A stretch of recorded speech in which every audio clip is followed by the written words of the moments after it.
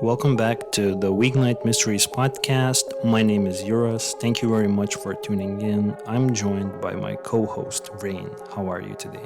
Hello, everyone. As always, feeling completely great. How are you? I'm good. Today we're going to be discussing the murder of Arpana Jinaga. Arpana Jinaga was a 24-year-old software engineer living in the Valley View apartments in Redmond, Washington. She was originally from India. She had recently completed her master's degree at Rutgers University in New Jersey and was working at EMC at the time. This company is now known as the Dell EMC. She was considered a rising star and an overall excellent worker for the company. On October 31st, 2008, which was the Halloween weekend, she had attended a Halloween party, which was held across several apartments in her complex. She was dressed as Little Red Riding Hood, and she had decorated her own apartment as part of the festivities.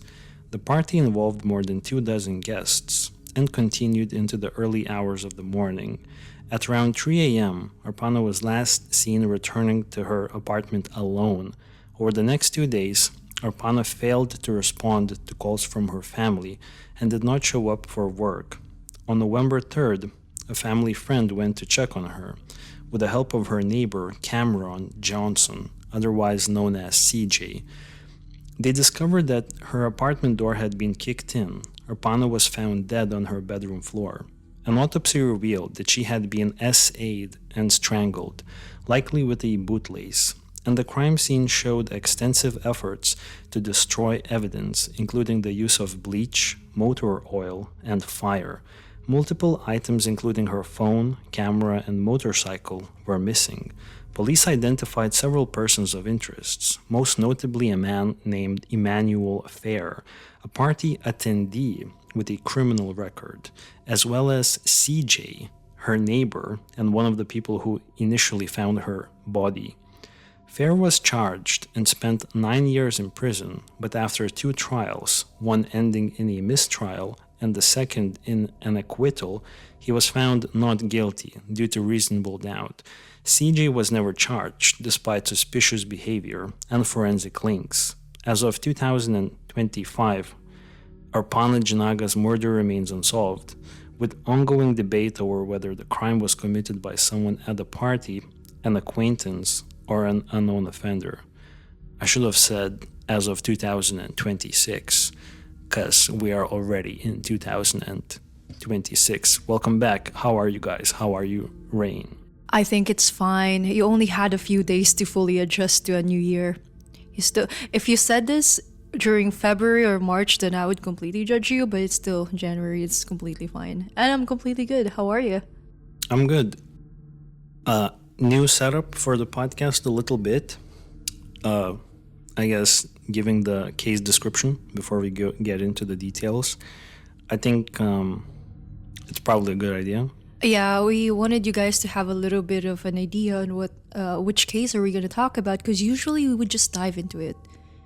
You would say a little bit and we'd start investigating right away. Yeah, and I feel like at some points during our podcast, it might become difficult to keep up because we're already talking about things that multiple people, we already know, like the full story, and we're just trying to let everyone in on it, but like piece by piece. And it's and it's probably hard to keep up if, for example, you start listening without knowing what we're talking about. So we thought this new format might help.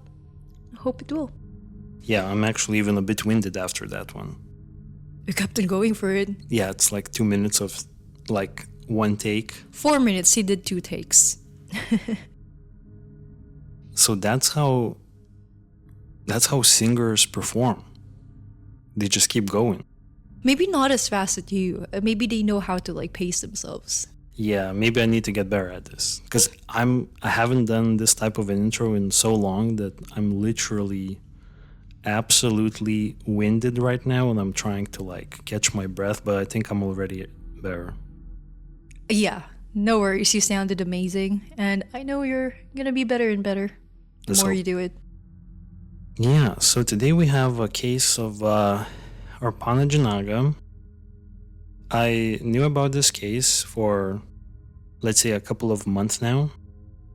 How did you find out about it? Because it's one of those cases I had no idea about anything. It was on one of the crime blogs that I like to read. And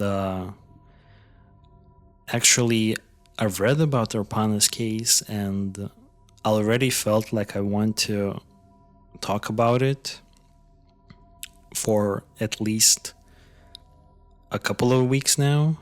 But it was the Christmas themed episode, then it was the New Year's themed episode. New Year's themed episode, and we're finally here. But in reality, I kind of had already marked this case as something we should be doing. And I think rightfully so, because this is, I think, a case it's really strange. We have, a really bright, young, promising woman who has been brutally murdered in her own apartment during a Halloween party.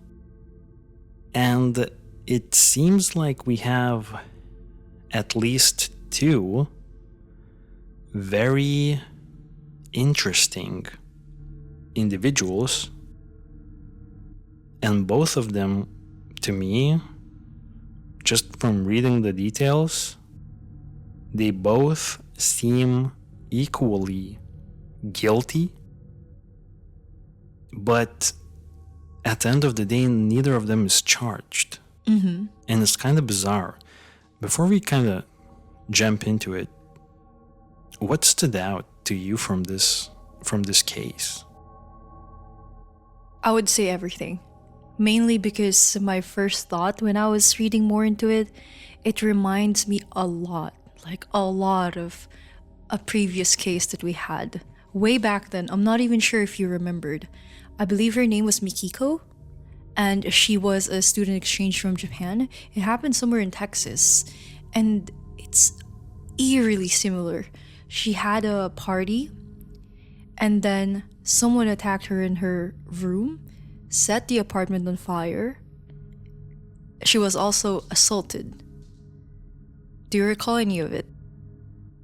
Oh man, I'm trying to remember Mikiko. I believe it's like Mikiko Kazahara.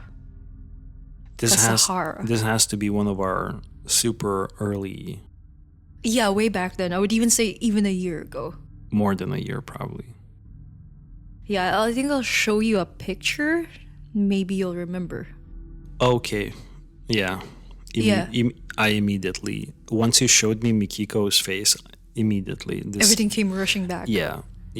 So it's Good. like the timing and the event, it kind of seems like it's so similar, so the same. Yeah, that's interesting how you remembered about Mikiko's case. Yeah, and the thing is, what kind of made this case creepier for me is that there are a few differences, but one of them is the fact that Mikiko's culprit managed to set the apartment on fire, but this one didn't. But there was an attempt. Yeah, there was from the sound of it in Arpana's case, there was a clear attempt to set, I'm not really sure, was it to set Arpana on fire or is the intention to set the whole room on fire? I think just to erase evidence. And it's kind of creepy because Mikiko's case happened in 2002. Arpana happened in 2008. And I was left there wondering, is there even a 1% chance that whoever the culprit was knew about Mikiko's case and was trying to recreate it? That's something to think about. I would probably say it's on the off chance. Yeah. I mean, because it's not a famous case. No. Mikiko's case, it happened in Texas? In Texas, yeah, 2002. Okay. I was just thinking there's probably no chance it's the same culprit because I assume this is not, the only case where a woman is murdered and then In her own place, yeah. is set on fire. I think this probably happens. I believe so, unfortunately. It seems like it's not too niche, let's put it that way. Yeah, it probably happens. Might be too early to talk about Mikiko, like the similarities, but I just had to like blurt it out. No, that's good, because honestly, I even had completely forgotten about Mikiko's case. And I guess one of the big similarities here is that Mikiko, wasn't she also a foreign exchange student or like foreigner? Yeah, she was Japanese, and she hosted a party in her own place. And then she was assaulted, she was attacked there. And then the culprit just burned her place down. I remember there was a laptop recovered, but I can't remember anything else, unfortunately. And Mikiko's case is unsolved. Yes. Sort of like Arpana's. The only difference, I believe, is that in Arpana's case, we have, as I've said, two individuals who look like, I mean, I would be surprised at this point if it was someone other than the two individuals that we're going to be talking about. I would be really surprised, because there are some other people linked to Arpana's murder, which I don't think are super credible links, but definitely thought-provoking, let's put it that way. But the two people we're going to talk about, and I think I already mentioned them in the introduction, Emmanuel Fair and CJ Johnson. Cameron Johnson. These are the two guys that looks like one of them did it, the way I see it, to be honest. But I could be wrong. So let's talk a little bit about Arpana. She was born in India in 84 on November 3rd. So the sad thing here, which doesn't make things doesn't make you feel any better when you think about this case, is that Arpana was born on November 3rd. This is the same day where her body was found, November 3rd, in her apartment. That's awful. Yeah, so I'm not really sure, but I think maybe she would have, her family maybe wanted to call her to wish her a happy birthday. And she didn't pick up the phone, so they contacted a friend who also lived in Washington at that point. And they found her body. And yeah, you could just imagine how horrific that is for the family. She was 24 at the time of her death, so she was still young, a really young person. Her parents were BC Jinaga, who was her father. So BC, he was a computer engineering professor in India, and Nirmala Jinaga, who was the mother of her. She also has a younger sister called Pavitra.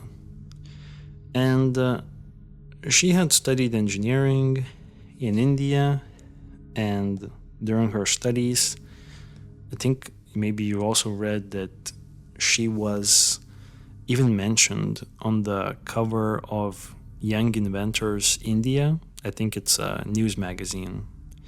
And she was some sort of a child prodigy, from what I'm gathering.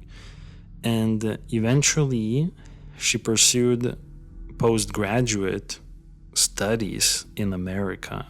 So she went to study in Rutgers University, which is in New Jersey, and she earned a master's degree in electrical and computer engineering.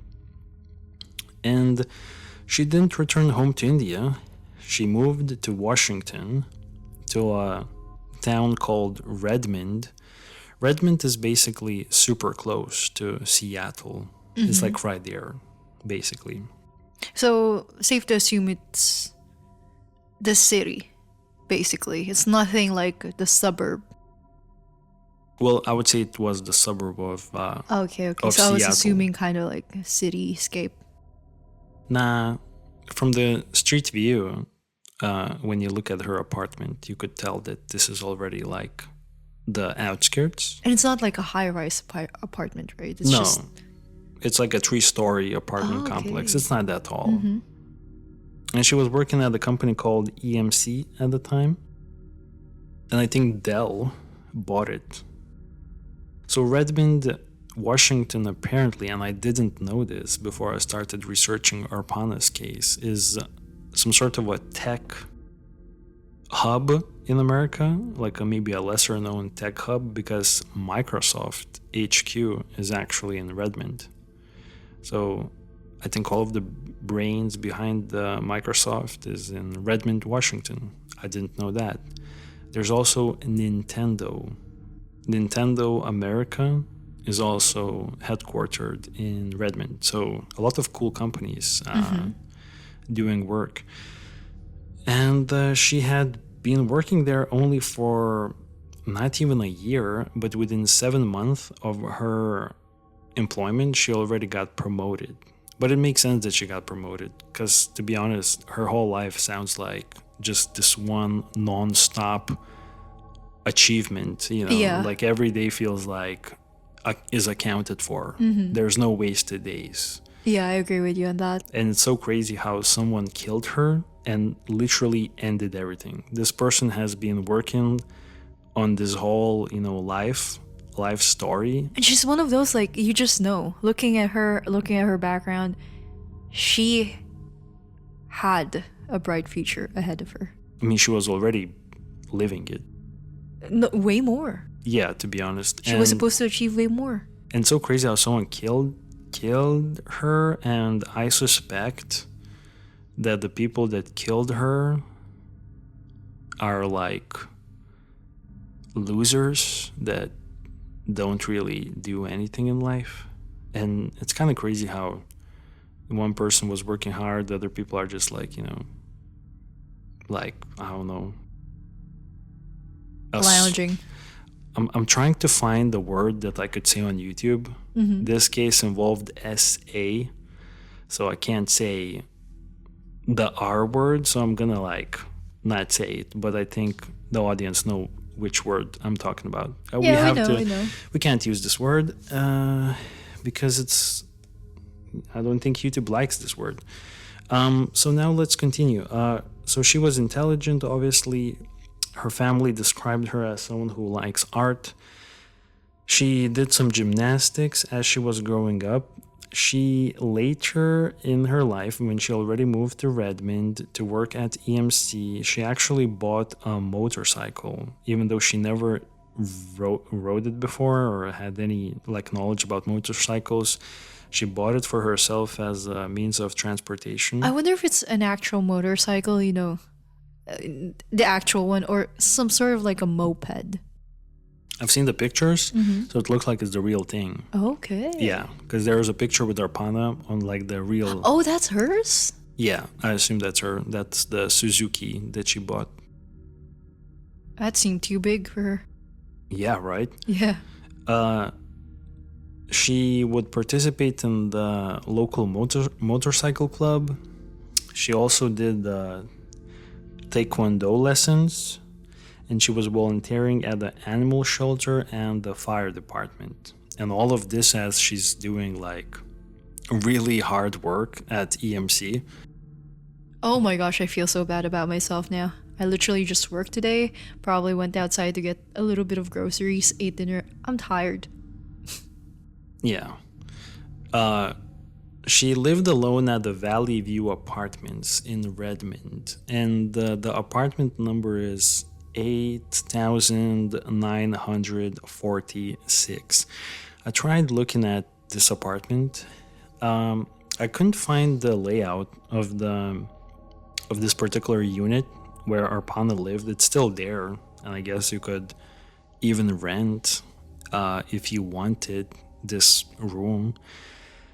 Generally, I looked at the reviews, and even up to like recent years, the reviews are generally saying that this is a really good location if you want to like save money. So for me, when I looked at this apartment complex, I don't know, have you seen it? You have seen the apartment complex? Yeah, I've seen it. What do you think about it? It's okay.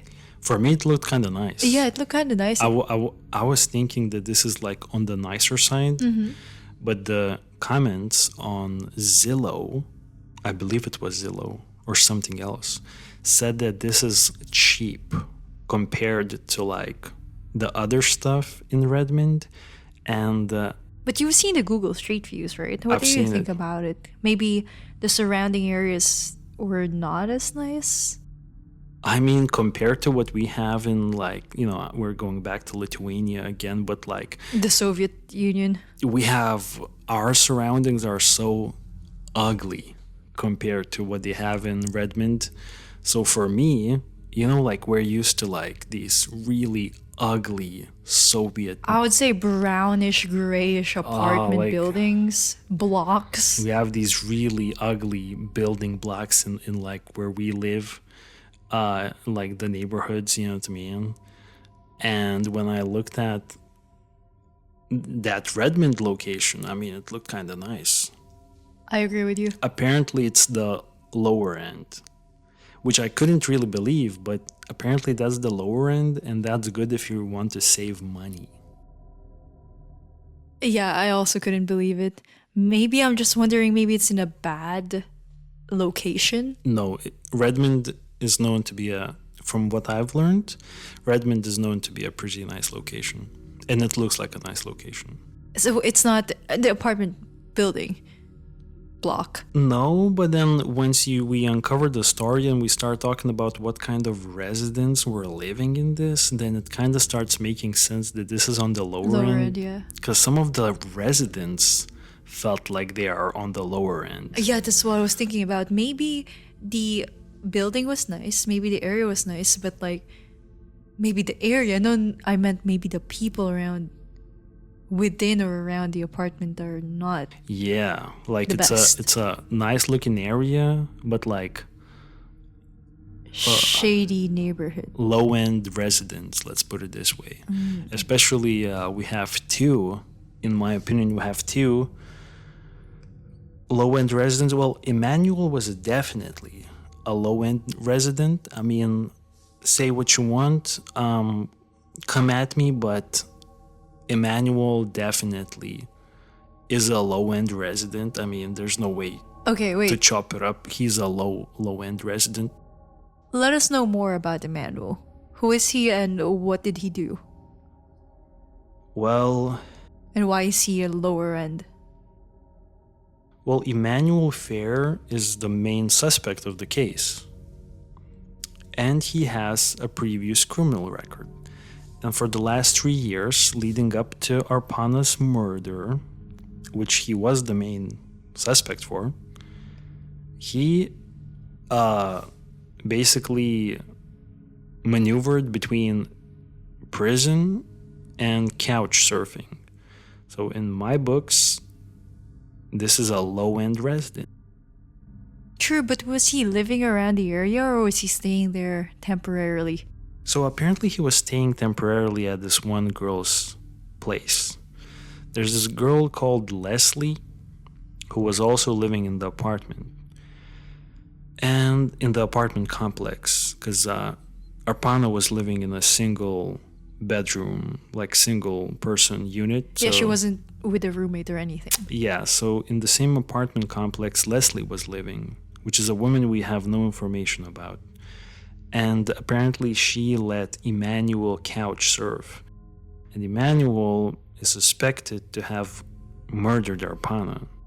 And we're gonna get into exactly why, but I'm pretty sure you could tell that this is not a neighbor you wanna have. And not the kind of neighbor that would bring you cookies that are No. not poisoned. Yeah, unless Emmanuel is completely innocent, then I'm genuinely sorry. But from everything I've seen during my research for the last few days, I don't really see how he's super innocent. Maybe he is though. Um, Maybe he is innocent. To be honest, I could be wrong here. Let's talk a little bit about the crime itself. Okay, let's talk about the crime. So what happened? It was the Halloween weekend, and the party was taking place on October 31st, which was Friday. So Arpana told her coworkers that day that she is gonna have party at the apartment complex, and it was I don't know, like some sort of I really feel like this apartment complex at the time was more like a community because everyone knew each other. Yeah. And there was a party that was taking place between either 3 or 4 apartments. So it's an apartment complex with, multiple units. But they all know each other, which is kind of crazy to and me. they all opened up their own apartments. And they had this like Halloween party. Like you go through one apartment, everyone goes to one apartment. It was said that there were 24 people going into like a cramped one room unit partying, then going to another one unit room, and I'm not really sure. So it seems to me that they really knew each other or something. Yeah, which is crazy to me actually. When I was reading this case, I was like, how does that work? Because I'm living in an apartment wherein I only knew 2 people because I passed by them by the hallway few times. Other than that, I don't know anyone else. And would you say you would wanna let to these people? They're characters. One's a grandma, and the other one kind of looks a little bit of a gangster grandpa. So I would say yes. Maybe I don't know, maybe they'll give me some dinner. Realistically, no. Realistically, no. No, And realistically, we know I can never imagine opening my doors to accommodate all of the people. Dude, when someone knocks on the door, I never open. I immediately go quiet and I pretend I'm not home. Like turn off all the lights. To no one in the apartment complex. I don't open doors to no one. Tiptoe and to try to check who it is. No, if I get like a phone call from an unknown number, I never pick up. Have to Google it first. I never pick up, and once I am getting it, I'm immediately going to my computer and I'm immediately typing in the number that's calling me. And usually, I don't know how it is. It's probably the same in the whole world, but like if you type in a phone number that's calling you here locally, you will get like this phone number lookup website, and I'm always hoping that it's one of those either scam calls or like some sort of a telephone provider. Yeah, usually there are comments, right? Comments that, like this is a scammer. They called me twice, it's a Russian scammer. Yeah, but if it's a person that's been searched like 3 times, then I'm like, man, I'm kind of like, I don't want to see that. Because if it's a person who's only been searched 3 times, that means they're specifically calling me.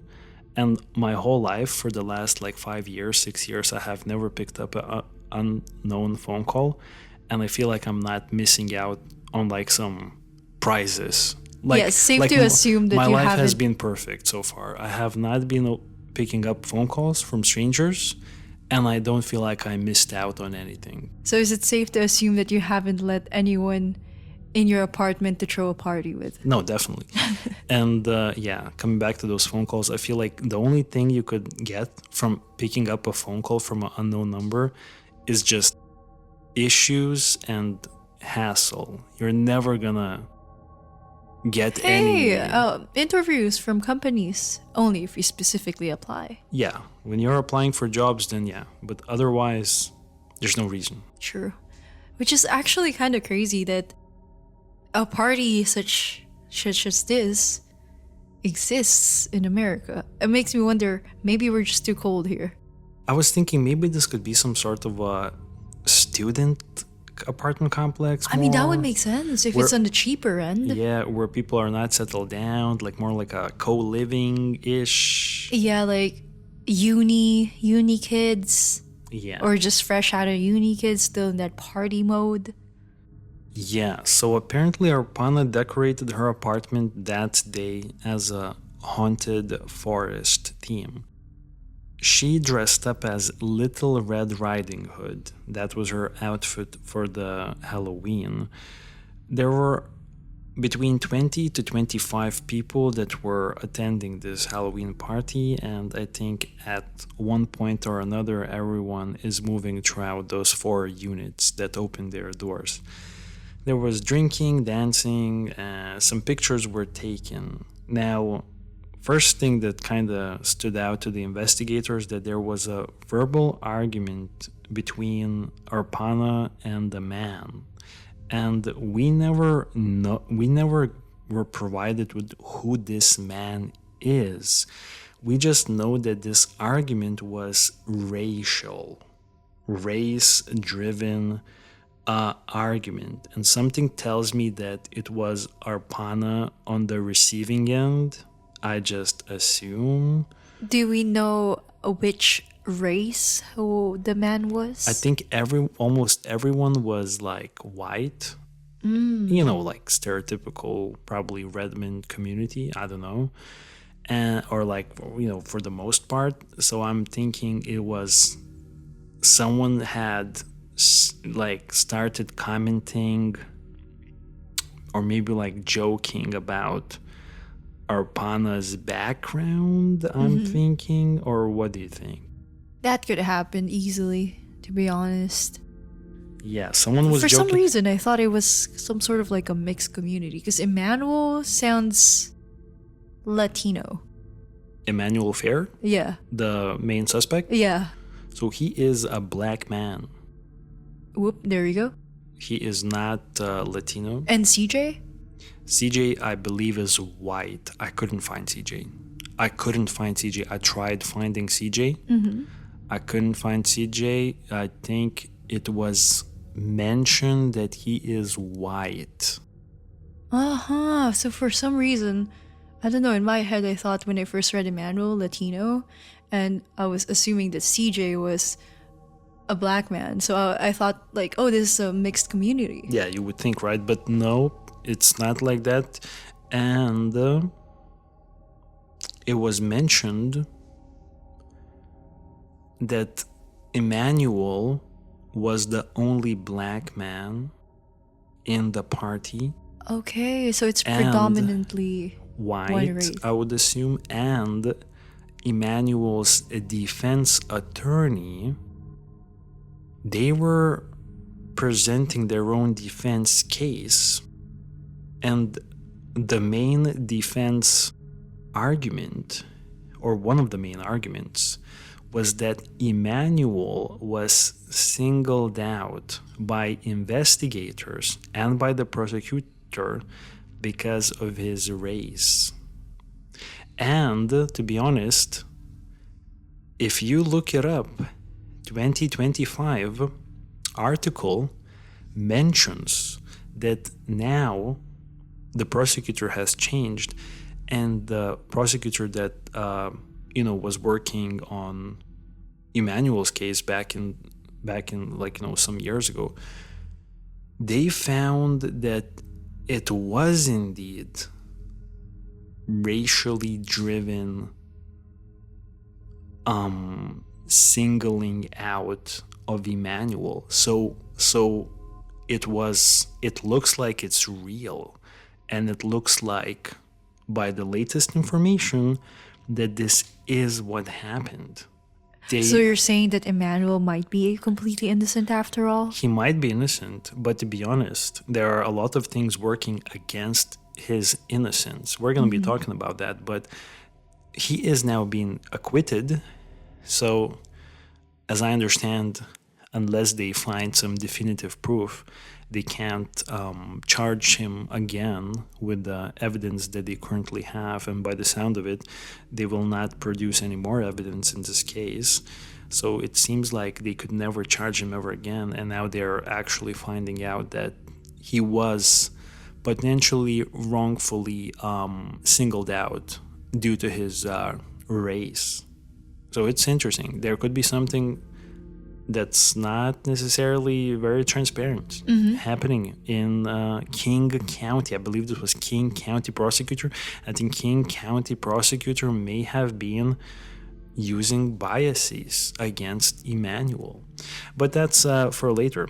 It's so tough because it's like you could see both sides. Mainly not because of racial perspective, but mainly because there are some things working against Emmanuel. But that's pretty much it. There's a lot of things working against Emmanuel. There's a whole bunch of things working against Emmanuel. Yeah, but you could also see the perspective wherein, he was singled out. Yeah. So it's tough. It's tough. It's definitely tough. And I guess Emmanuel knows the truth. Yes. One way or another. But we don't. So we're just left here talking about it. But I just want to point out then, whoever that guy was, the one arguing, it was Emmanuel. Clearly. Otherwise, they would clearly point him out. Oh yeah, you're talking about the racial argument that a man had with Arpana. Yes. And I can confirm that wasn't Emmanuel and Arpana, that was someone else. In fact, I found it quite interesting that this person has been ruled out. So perhaps it was not even a big deal. Because Arpana apparently shrugged it off, and she didn't even think much of it, and she wasn't that distracted from like what you could find online. If you read Arpana's story, they say that she wasn't even that affected by this argument. By 9 p.m. that evening, most people had already left Arpana's unit. So it seems like after 9 p.m., everyone moved to some other unit, including Arpana. I think she locked her apartment and she went to a different unit to continue the Halloween party, which ended at 3 a.m. After midnight, Arpana returned to her third floor apartment alone. She was living on the third floor. A neighbor reported hearing sounds of what was described as consensual relations. I want to be safe here on YouTube. Consensual relations. But you know what I'm talking about? Yeah, we all know what you're talking about. It's actually really funny at how much you're trying to play safe here, okay? Yeah. But, the messed up thing is that it may have not been consensual, and then after the fact, they heard running water for around an hour, but they didn't think much of it because they thought it's just a regular situation in Arpana's. But how loud could the water be? So this is two timeline points we have to focus, okay? 3 a.m., consensual relations, and then around 8 a.m., a neighbor hears a horrible growling from Arpana's apartment for 20 seconds. 20 seconds, there's a horrible growling noise, which is followed by a loud thud and more running water for around an hour. So there's some sort of consensual noises happening at 3 a.m., growling noises happening at 8 a.m. I wonder if it's like one long growling noise or like multiple. Well, the growling noise was for 20 seconds. Just one long one? One long, horrible growling noise, like a dog or something, or like something horrible. Oh, that's crazy. Yeah. And then we have a loud thud, which I think is like something hitting the floor, like some sound. And then we have running water for around an hour. So there's 5 hour gap between the consensual noises at 3 a.m. and horrible growling at 8 a.m. So I'm wondering what is happening within those 5 hours in Arpana's apartment. And then I also have this thought, and it was never mentioned in any of the research before, but I'm just thinking immediately, is there a way how maybe both of these things are true? The consensual sounds are true, and whatever happened in that apartment ended at some point, and one person who was maybe part of that left that apartment, and another person came in, and I would assume the horrible growls is probably, unfortunately, the death of Arpana. So if you know what I'm trying to say here. Yeah, there would be two different people. Two different people, two different situations. Because there's a big 5 hour gap in between, which doesn't make much sense. Yeah, so Arpana then misses her work, and a family friend called Jay, who was, I think, Arpana's dad's student from India, but now living in Washington, drives to check up on her, and Jay meets Arpana's neighbor, Cameron Johnson, which we call CJ. Okay, quick pause. I have a quick question. This CJ guy, was he the one who gave out all of the information about the growling noises, the consensual noises? Was he the one, or were there multiple ones, or was there another one? CJ, I believe, provided information about consensual noises, but he is not the one reporting growling noise. Growling noise, I think, is reported only by one neighbor, and it wasn't CJ. Interesting. So Jay, the family friend, and CJ, they both go to apartment of Arpana. So Arpana was a next door neighbor from CJ, literally next door. They find that the door is kicked in and the door jamb was broken. So it was almost like unlocked apartment for a few days. Yeah, immediately my question is, how come nobody heard the door being kicked down? They heard the consensual noises, they heard the water, they heard a thud, they heard more growling noises. It's like, you heard these little noises, but you're telling me the door was just weirdly kicked in, caved in. Nobody heard that? This is a very good observation, and to be honest, this is one of my questions as well. How no one heard the kicking in of the door. Maybe the door was kicked in during one of the parties, where there was a loud music blasting. But then nobody ever saw it?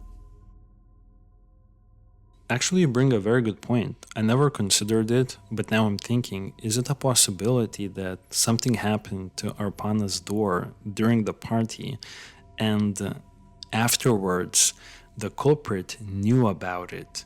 Maybe it was a party at, like 8 or 9 p.m. Someone, like, I don't know, fell on the door and it broke the jamb. And maybe no one else noticed it, because I feel like police would tell us that, oh, it was kicked in during the party, and only the culprit knew that it was kicked in, or even somehow noticed that, oh, Arpana's door doesn't lock. Because this would make it a lot more logical in my eyes than to, Arpana is sleeping at 3 a.m. at her apartment. She just went to bed and someone kicks in the door, violently murders Arpana, and just leaves. A neighbor was like, "Oh, I heard running water for an hour."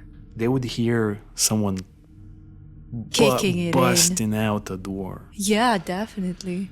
So this feels like a very good point that you brought up, and actually it is a weird detail in my opinion. Or maybe the neighbors knew about it, and they just didn't want to talk. Also, this brings me to my earlier theory of two people. What if it happened with the first potential individual who is not the culprit? Mm-hmm. And then the culprit just came in later.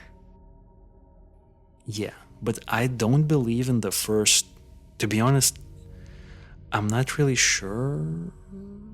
Actually, let's just skip it.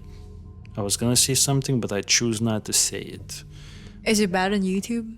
It's not bad on YouTube, but I don't want to even say it because now I'm thinking it might not be logical. Okay. Yeah, so when they found Arpana's body, she was naked.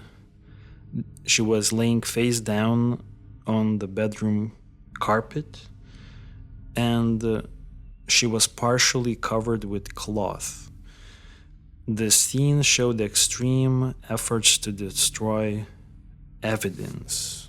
There was, we're gonna talk a little bit about it. The cause of death was determined strangulation and asphyxiation, likely with a bootlace. So, if you're gonna, if someone strangled a victim with a bootlace, did they have to quickly yank it out from the boot?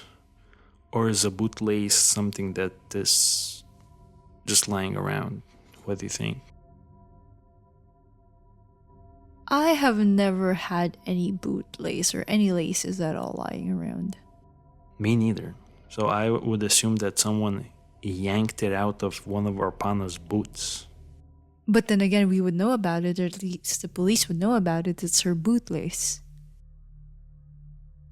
I don't know if they found that bootlace per se, or maybe they looked at her neck.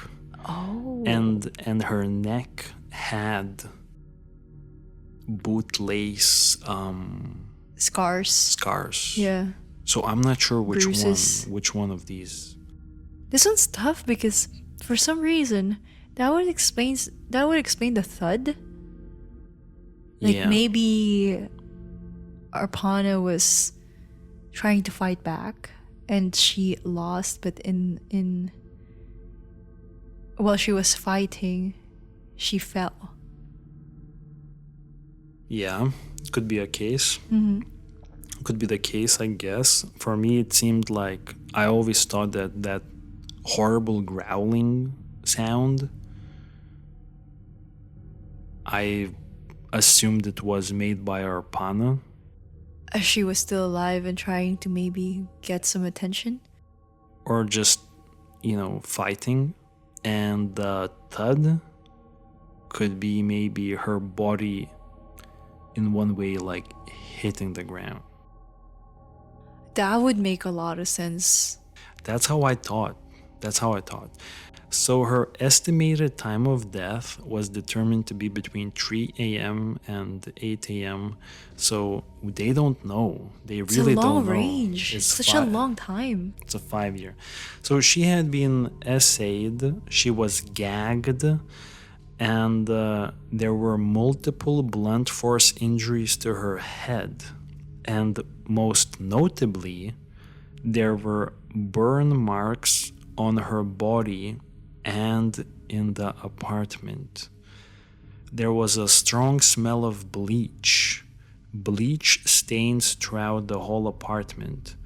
There was cast motor oil poured on Arpana's body and several other items in the apartment. We don't know exactly where in the apartment or what's the logic for this. Castor oil, motor oil. It feels like it's something that she should have. It's not like the culprit brought. It was her oil, I assume, Yeah. for her bike.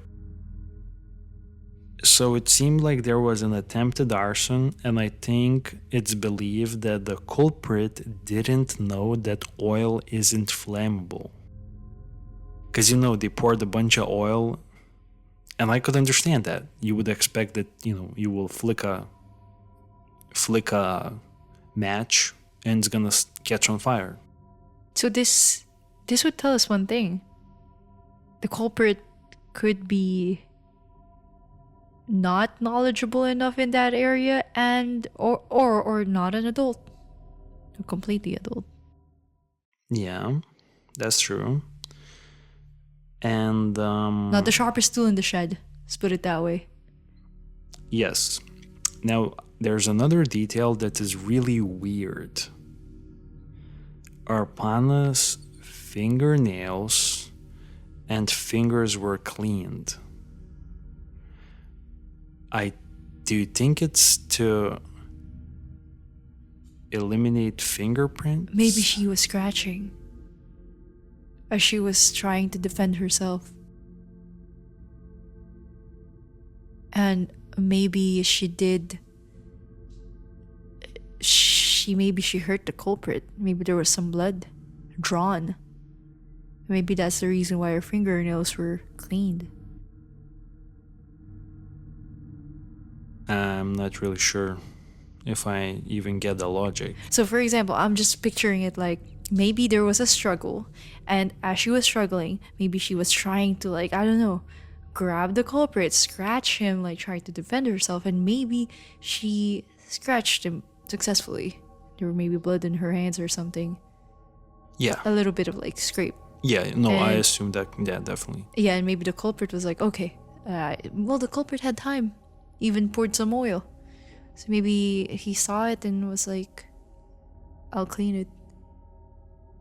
That's what I'm assuming. I just don't know why was a reason to clean it, because at first I was thinking maybe this is somehow related to like fingerprints, like, because could be, yeah. But then I was thinking clean, I'm assuming white, not like cleaned with soap and water.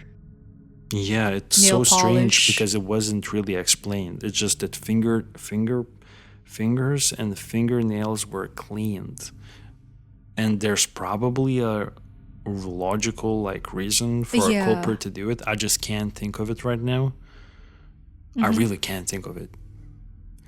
Other than that, the bed was stripped, and there was a comforter soaked in the bathtub. I'm really assuming now that the culprit was trying to clean up. Yeah, definitely. Because also the fingernails, I am assuming that maybe the culprit had time and was trying to be more careful and wipe down the fingertips. Maybe they cleaned the fingers and fingernails because they were handling the body and they wanted to wipe off any potential DNA, like their own DNA, not to leave their own DNA on Arpana. That's why they basically poured all of this oil and chemicals on top of her to kind of like get as much DNA off as possible. No, I'm assuming the oil and the chemicals are just a dummy attempt of burning her body. I think it was mentioned that it was could have been used. Yeah, I think it's just a dummy, pathetic way attempt to get rid of her. That is true. It's a failed attempt. But there was also bleach. Where? Bleach smell coming from the apartment, so I think there was bleach also. Bleach is what you use to clean dirty sheets. Yeah, but bleach is also used, if I remember correctly, to remove your own DNA. So what I'm assuming here is that maybe the culprit was really, really trying to clean up, and then at the end, maybe he was like, "I'm gonna try to burn her." It failed. Yeah, it feels like there was a real attempt and it kind of failed. That's a good point. Now, Well, it didn't really fail because we don't really know who's the culprit. it failed to start the fire, though. That's True. for sure. So in the dumpster, they also found some clues in the dumpster. So to me, it feels pretty strange because when you look at the apartment complex, so this apartment complex, the where everything went down, it's on a slope. I'm not sure if you've seen it, but it's kind of on the slope. So on the top of the slope, there's a little parking location for the residents. And at least in the most recent Google Street View, I think I saw the trash bins sort of in that parking lot. But what kind of was surprising to me, if this was a culprit who was, taking out the trash from Arpana's place, and they left at around 9, it looks very visible, that location. And at the very least, to me, it feels like there should be at least one CCTV somewhere there. Yeah. And it seems like there was no CCTV, which was pretty interesting. Now, what they found in the in the dumpster, they found Arpana's Halloween outfit. They also found a bloody bathrobe, bottle of motor oil, most likely the same one that was spilled all over Arpana's place, and the bootlace, the possible murder weapon. Missing But no DNA. on those items, there was DNA found, and we're gonna talk about whose DNA was found. Nice. Missing from the apartment was Arpana's motorcycle, but it was later found at the mechanic shop. Arpana apparently brought it there. Arpana's BlackBerry phone was gone, her digital camera, and one of her IDs. So these are the items that were missing. BlackBerry phone, digital camera. It seems immediately to me that these are items that you could sell, so it could be a would-be robbery, or it also could be items that you don't want police to access because maybe you as the culprit have been captured on one of those. Oh, this is such a tough question, but because it could be either way. Could be either one. It's so hard to tell. Yep. Okay, so let's talk about the people of interest now. We're finally at this point. So let's talk about Emmanuel Fair, the guy that we already talked a little bit about. At the time of the murder, Emmanuel was 27. He already had an extensive criminal history. He was involved in drugs, firearms, and essay offenses. He was a offender, let's put it that way. That's not good for him. He was an offender, and to make things even worse, he was an offender of a minor girl. And apparently, he has been an offender for that particular girl multiple times until one of the times it got violent.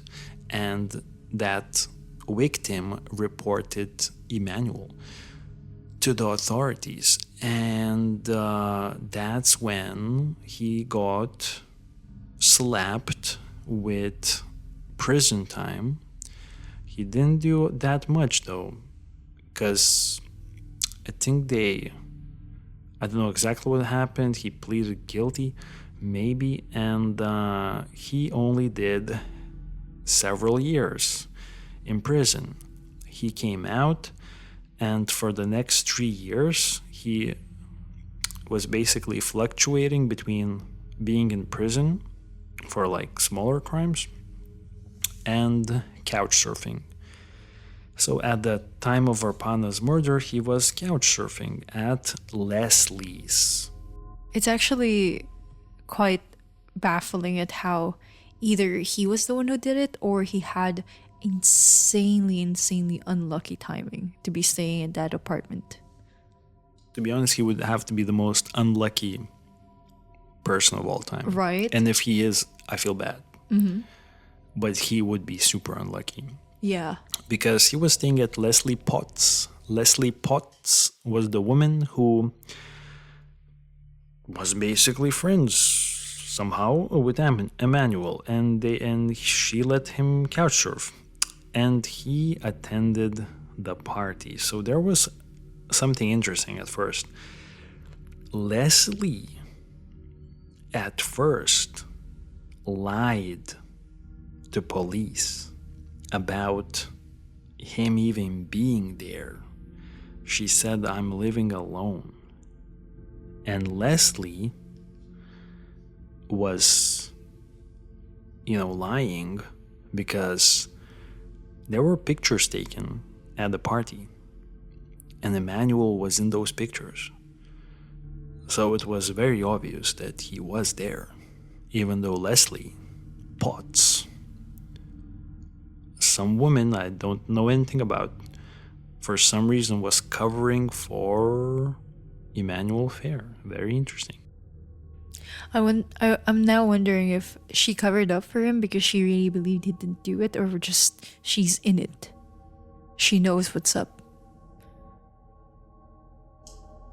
Could be either way. Could be either way, to be One or honest. the other. Could be either way. So what is the evidence against Emmanuel? The guy that we already talked a lot about, but we never talked about, why do we think he could be the culprit? Well, why we think that way is because his DNA was found on the duct tape that was used to gag Arpana. How else would it end up? Yeah, I know you've been at the party. I know you've been at the apartment's place. And then somehow casually, you're so unlucky as a man that you touch duct tape that is later used. Maybe played around with the duct tape. Duct tape, or you had... Maybe helped her out with like setting up the forest theme.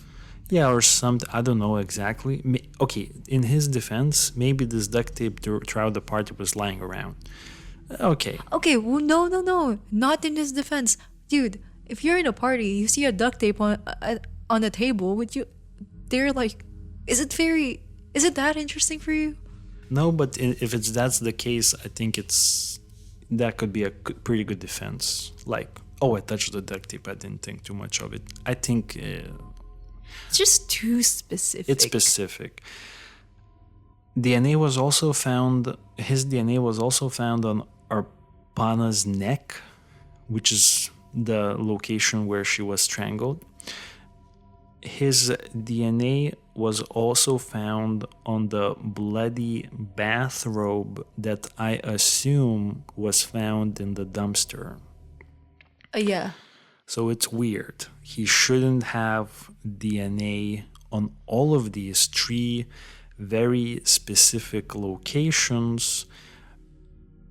And if he is innocent, how would he have touched the bathrobe, touched Arpana's neck, and touched the duct tape? It could have been done because hear me out, in his defense, at some point during the night, he claims, and I think this was verified by other partygoers, that he had a lip injury. He had a lip injury which made his lip a little bloody, and he did clean up this injury in Arpana's bathroom. So that could explain how he maybe have touched the bathrobe. What about the duct tape in Arpana's neck? Arpana's neck, maybe it's a party and somehow brushes, and the duct tape, maybe he touched it. So it is very tough to believe, but maybe. I don't buy it. I'm so sorry. I just have to say it. It's like these three spots were too specific. Very specific spots. Then phone records also didn't help him out. He claims that he went to bed at 1 a.m. at Leslie's apartment, but between 2 and 5 a.m., he actually made dozens of phone calls. I don't know how you do that, but for the 3 hours during the night, he has been making many phone calls.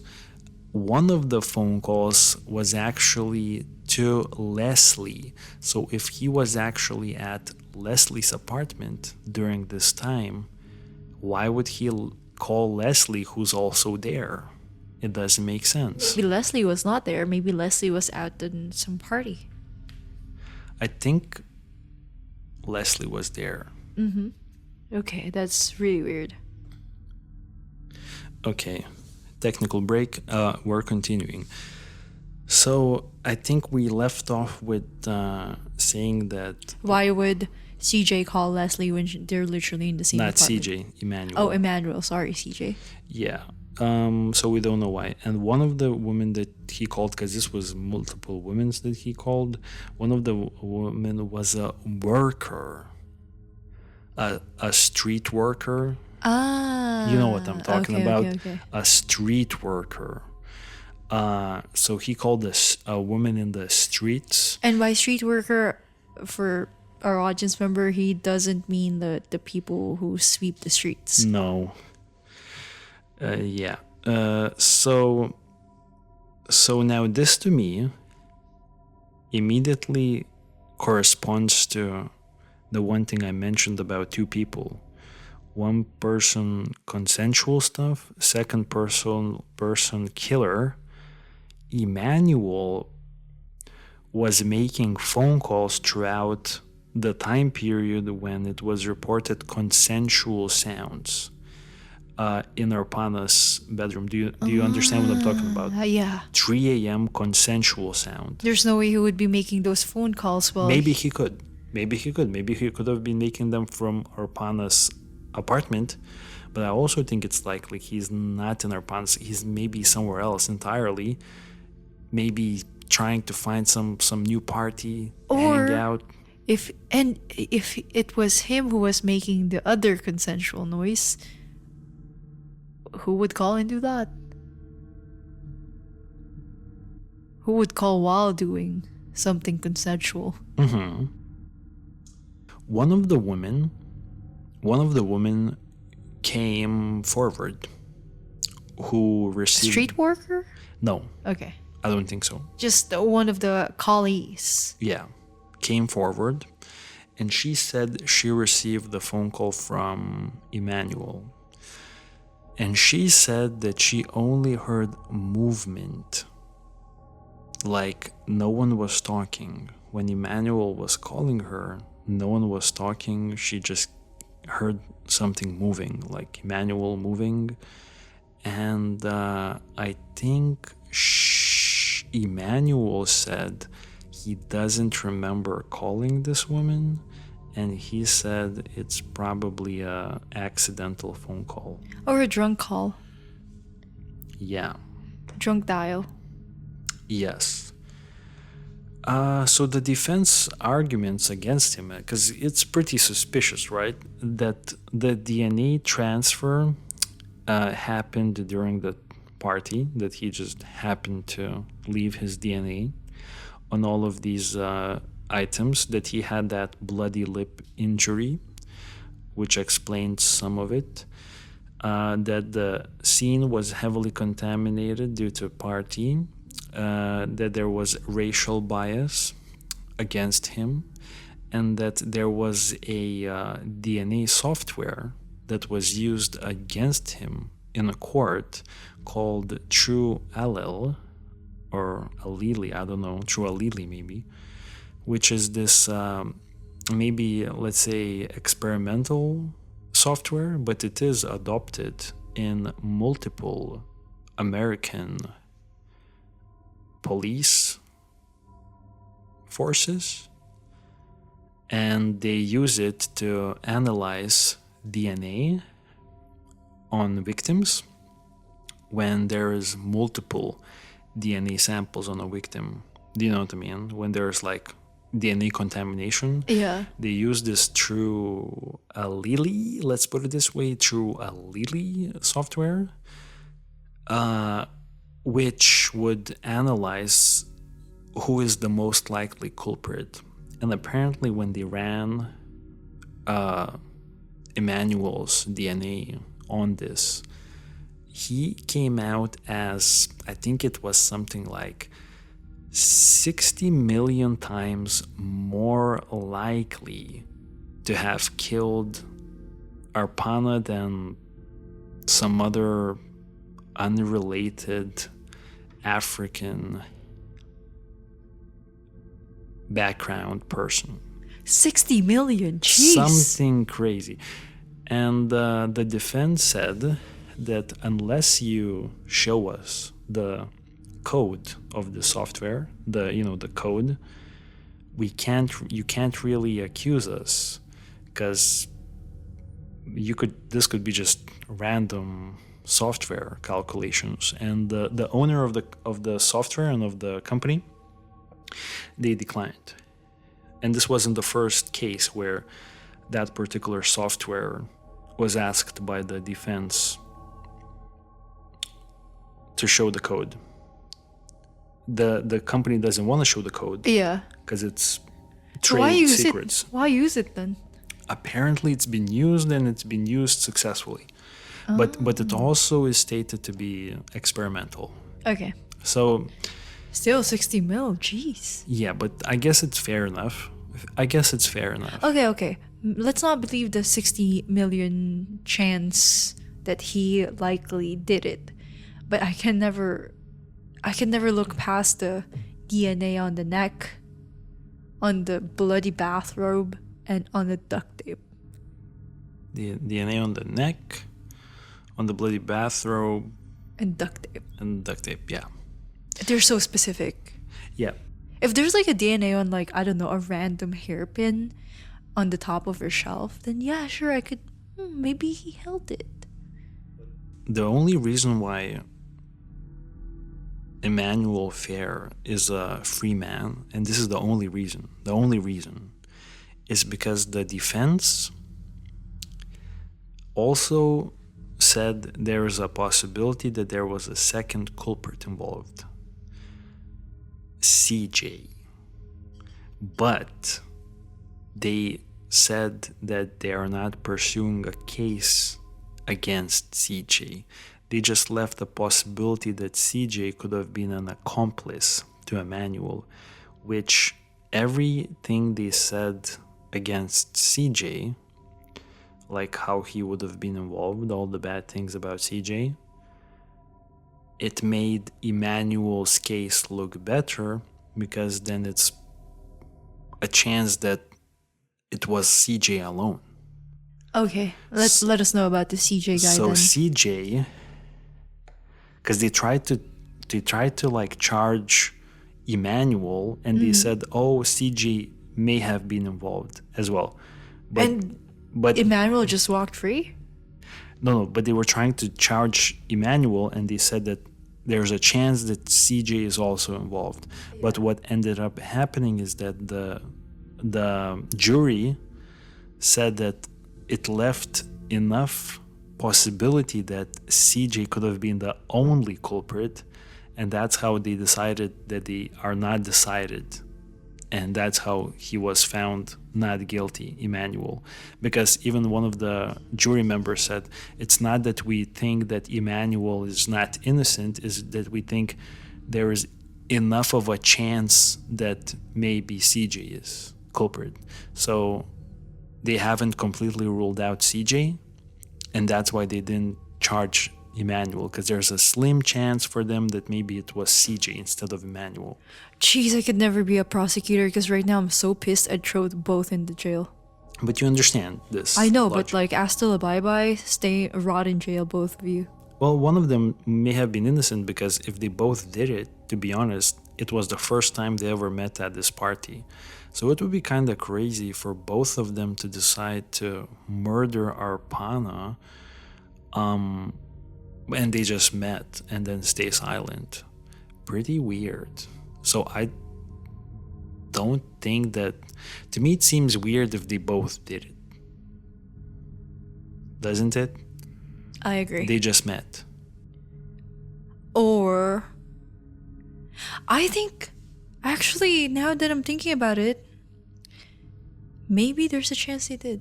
Well, I think before you say that, let me quickly tell you CJ's details, Okay. and then you tell me what you Wait, think. wait, wait. I just have to tell you really quickly. The only reason why I thought of this right now and maybe Okay. I changed my mind later, Okay. it's because the door was kicked in. And for some reason, CJ didn't hear it. Yes, he is the next door neighbor. Maybe he knew what Emmanuel was about to do to her, because I can never let go of the fact that there's a DNA in very convenient places. Maybe they were both in on it. Yeah, so Okay, go ahead. let me tell you about CJ. So he was never charged. He lived next door. He was apparently a close friend with Arpana at some point, but then they separated a little bit because Arpana became more involved in the community, like animal shelter, motorcycle club, etc. So it was almost even like described that he had like a little bit of a grudge against Arpana or something. I'm not really sure if he did, but that's how they wrote about it. He also admitted that he had attraction for her, especially for that Halloween night. He said that he usually never found her attractive, but on this particular night, he found her attractive. So Dude, why would you say that? he's basically shooting himself in the leg here. And on top of that, he also mentioned that he had stopped his psychiatric medication in October of 2008. So basically in the same month that Arpana was murdered. It was never established for what was this medication, but it was a psychiatric medication that he told investigators that he had stopped taking. Interesting. Why would he even say that? So what makes him suspicious is that he called Arpana at 2:56 and 3:02 a.m., roughly around the same time that Arpana left the party and went to her apartment, and the consensual sounds began. So around the consensual sounds, that's when he called Arpana. A witness claims that around 3 a.m. they had seen a non-black man at Arpana's doorway, in the doorway of the apartment. Non-black man, so not Emmanuel. I love how they're so specific about it. Like, oh, we saw a non-black man. Maybe they just saw a white person, but they couldn't really see exactly who it was. Yeah, but why not just say, oh, we saw a white guy? Why does it have to be like a non-black man? So specific. Maybe they didn't say a non-black man. Maybe that's just how it was reported. Oh, okay, sorry. And this is where things get interesting, because the morning, as Arpana was dead, at around 10 a.m., he printed maps, because you had to print maps. You didn't have like Google Maps back then in 2008. He printed maps of pawn shops in the area, and it was at 10 a.m. Let's remember that Arpana, the growling noise that was heard from her apartment was at around 8, and there was water and potential crime scene cleanup for maybe another hour. And it's a convenient time, because after 1 hour after that, after someone just killed Arpana, CJ was in his apartment printing out maps for local pawn shops. And why is this relevant? Because Arpana's phone and her camera were missing. So it's almost like these items could really go well with a pawn shop, if you know what I mean. I agree. This is not helping CJ. He also attempted, without any explanation, to cross into Canada on that same day, because Washington, it's like right next to Canada. And when he went to the Canadian border, he didn't have a passport, so they didn't let him in. He said that, he wanted to explore a little bit, as Arpana is dead in her apartment. He went to another party on that same day, as Arpana is dead in the apartment and no one had noticed her yet. He went to another party, but he showed up with a limp. He was limping in this apartment. He later explained to law enforcement that I got the limp at this party number 2 that he went after, the Halloween party, because they were play wrestling. And did anyone ever come out saying they were play wrestling? They were, apparently, as I understand, but it didn't work because he already had the limp as he came to the party. So it seems like he is lying where he got the limp at. And he even asked other people if there's a chance that he could have been sleepwalking and indeed killed Arpana. He asked this to his close friends. So even he couldn't believe it. And he stopped taking the psychiatric medicine. So you're telling me there's a possibility that he could have zoned out? Yes, and now where is his DNA found? Motor oil bottle, which is in the trash, and the bloody robe, as in the trash. Okay, now I'm thinking maybe he's just going through trash. Because he's crazy? Because he's also looking for pawn shops. Maybe he's, one of those dumpster divers. If he saw a bloody rope, I don't know. I was thinking maybe you would report it.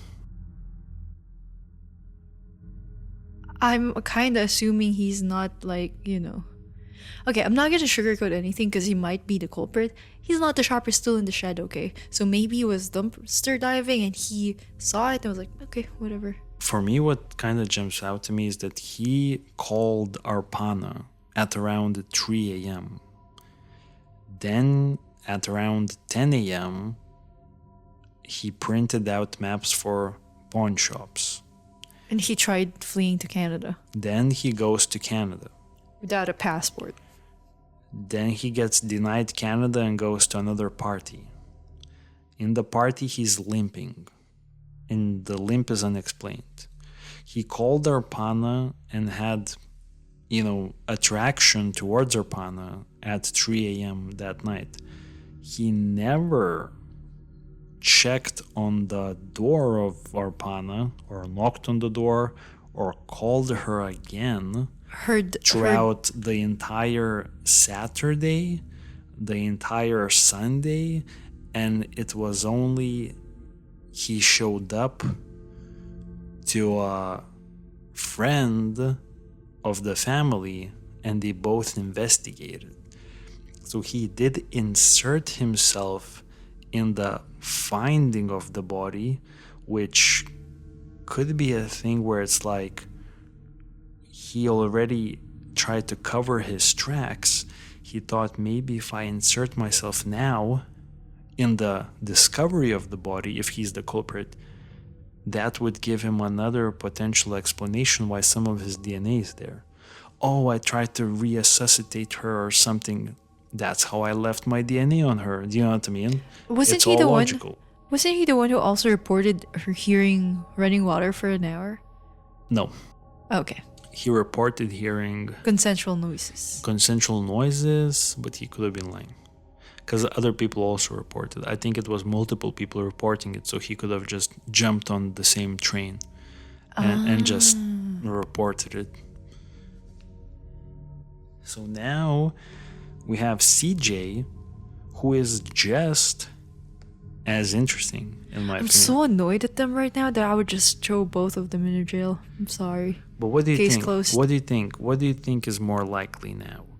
Do you think it's more likely that Emmanuel, a man with a previous criminal record who was jumping around between being couch surfing homeless and in prisons for violent stuff, for like guns, for like drugs, his DNA is found on Arpana's neck, his DNA is found on the duct tape, and his DNA is found on the bathrobe. And you have CJ, who is calling Arpana, Found her attractive that night. stopped taking meds, printed out pawn shop map locations, went to Canada, turned around, went to a party, had an unexplained limp, never went to Arpana's residence or even called her throughout the weekend, was there to find the body. I would say, with all that we have, I would say CJ is kind of... It almost feels like both of them could be involved. Yes, definitely. I'm telling you, I would just throw both of them in jail. That's it. Sorry, case closed. You're never going But out. it would be so crazy if they conspired at the same time. Because be honest, they only met there for... Apparently they met at the party, and at one point CJ and Emmanuel went to a car so they could play some music together. Like maybe, I assume CJ was showing off some music. And then later, both of them went to CJ's apartment where CJ showed some music editing software. I have no idea. From everything that we have, I'm even leaning towards the fact that it seemed like CJ did it mainly because of the door. But maybe he was having a, what do you call it? Like attack, psychosis, and so he didn't hear someone kicking Arpana's door. Could that be a case? Could that be what happened? Because I'm just trying to figure out, like, If he was like passed out drunk, I guess it could. Or having like an episode. But what about the other neighbors? Why does it seem like all of a sudden there's so many people in this apartment building and then all of a sudden no one? Just the three of them. Nobody ever heard the door being kicked down? Yeah, it's a very strange case. It's hard to kind of understand this. Now, I have some other... There's two other people mentioned. Two other people. Oh my gosh. No, we're not going to be talking about them for too long. It's literally two other people. There's a serial offender, if you know what I mean. Serial offender. Yeah. Mark Patrick O'Leary, who did offenses in Washington and in Colorado, and apparently he would break into women's apartments, but he would never kill. So there was a serial offender who never killed, and he got booked and charged for basically life sentence later on in 2011. So he was kind of ruled out. The only interesting thing about him was that he apparently had a hard drive with a password that the authorities could never get a hold of. The password included 75 gigabytes of some sort of information. It could be like pictures of his victims, because he did take pictures of victims, but there's a unopened hard drive, which maybe could have Arpana's picture in it, but I feel like it's highly unlikely. There's no other connection other than him being from that Washington area. With CJ and Emmanuel, yeah, the chances of this serial offender being the culprit for me right now is like close to nothing. I completely agree with you. And then guess who next? There was one more. No idea. There's one person who always shows up. Israel Keys? Yeah. He shows up here. And he shows up. No way. And he shows up here in a way more eerie way than usual. Because usually Israel Keys. So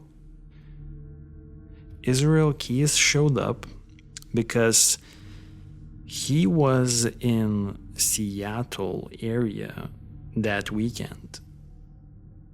And he flew to Boston.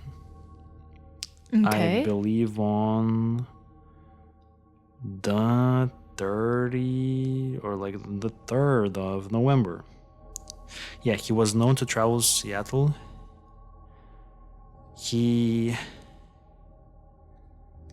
Man, I can't believe I didn't leave the dates, but basically that same weekend he was in Seattle, which is weird. Yeah, but to be honest, this is very weird because usually I would really, really consider Israel Keys usually, but in this case, I swear, like Too much stuff happening. And then between also CJ and Emmanuel, I don't think there's any more room for. and Israel Keys would avoid like Crowded places. crowded places. And Yeah, he would be smarter about it, he would be. Right? It seems like, yeah. because this one seems too messy. Yeah.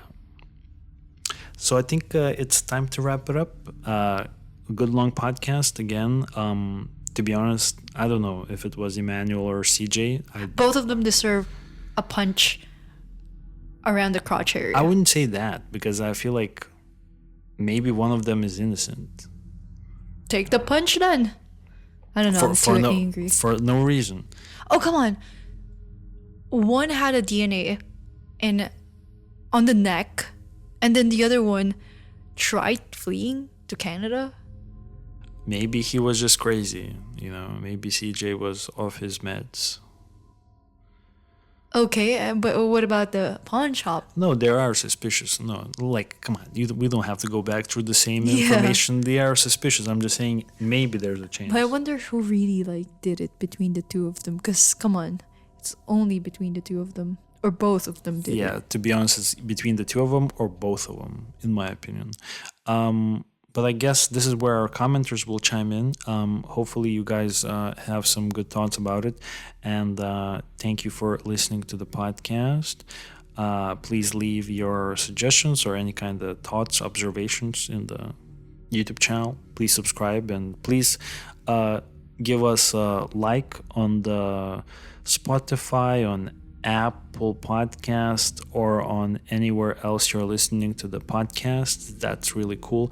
And anything you would like to add before we go, Rain?